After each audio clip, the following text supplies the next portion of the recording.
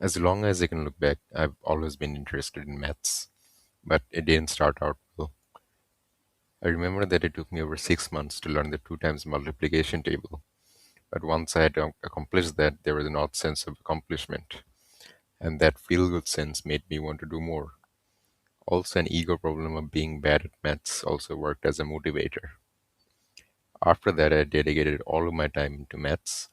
I was doing pretty well at the time. At school, I got good grades, the teachers liked me, and there was a loop of positive feedback which kept me going.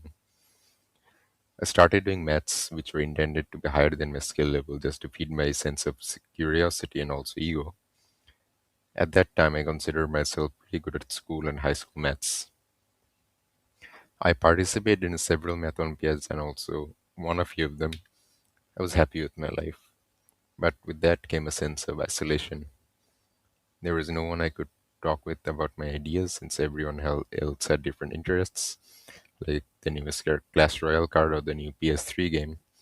And with that sense of isolation followed a sense of loneliness.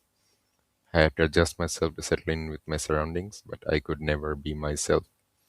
And I thought, if I already feel this way, what do the great mathematicians Euler and Gauss feel in their time, where no one understood their work?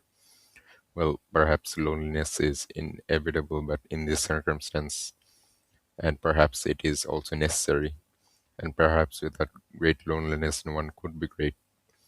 This was my first realization that mathematics is a lonely endeavor. After all of that, I came into university. My first class was Calculus 1. Before that, I thought, oh well, I'll be doing high school integration and differentiation. But then came a reality check. We were actually doing an introduction to real analysis.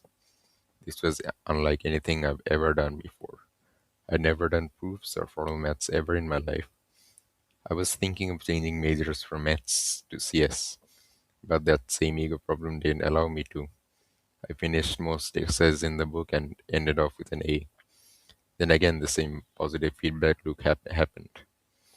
After this course, I got into a rabbit hole of reading as many books as possible. But after a few years, I haven't even come to touch the surface of mathematics as a whole. Then came the fatal realization: I will never be able to read all of mathematics in this lifetime or the next. Since that, I'm running out of time, and this is what is currently eating me away. No matter I, how much or how hard I study, I'll never know maths. I'll just be average at a certain branch of mathematics. This was my second realization that we humans only have a finite amount of time. This is obvious, but most people don't realize this truly. Perhaps without these two major realizations, math and human life would not be beautiful.